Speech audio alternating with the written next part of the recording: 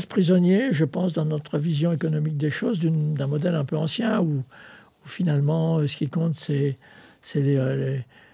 voyez, on va beaucoup être axé sur les coûts de production, les coûts de la main-d'œuvre en particulier, qui sont en général maintenant relativement marginaux, hein, dans ces industries où les coûts fixes sont très importants.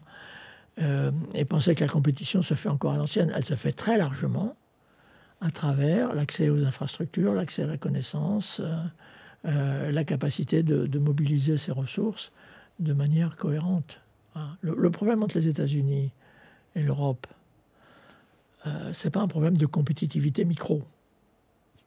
Hein, d'ailleurs, quand on regarde les choses, on s'aperçoit qu'en termes de productivité micro, productivité horaire est à peu près la même. Hein. On travaille moins que les Américains, c'est un choix de société. Bon, tout à fait respectable. Ça explique une grande partie de ce fameux différentiel du PIB. Mais surtout, la compétition, elle se fait entre des systèmes et la capacité de ces systèmes à mobiliser des ressources de manière un peu globale.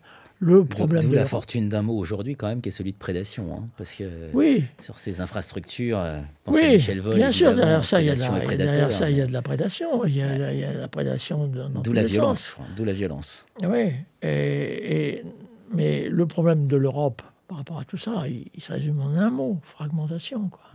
Hein? On n'arrive pas, c'est-à-dire nos process, nos ressources sont beaucoup trop dispersées. Quoi. On n'arrive pas à les... Si on fait l'addition, pour ça, par exemple, quand on fait l'addition des dépenses de R&D de l'Europe et des États-Unis, ça n'a pas de sens.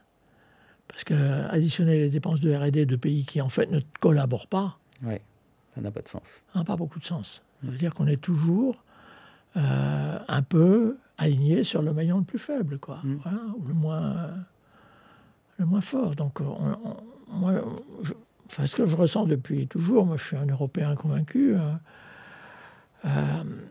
c'est la nécessité d'aller un cran plus loin et de dire on réunit nos ressources et on les gère de manière collective, mais on en est très loin. Hein. Vous voyez les débats sur l'avion du futur.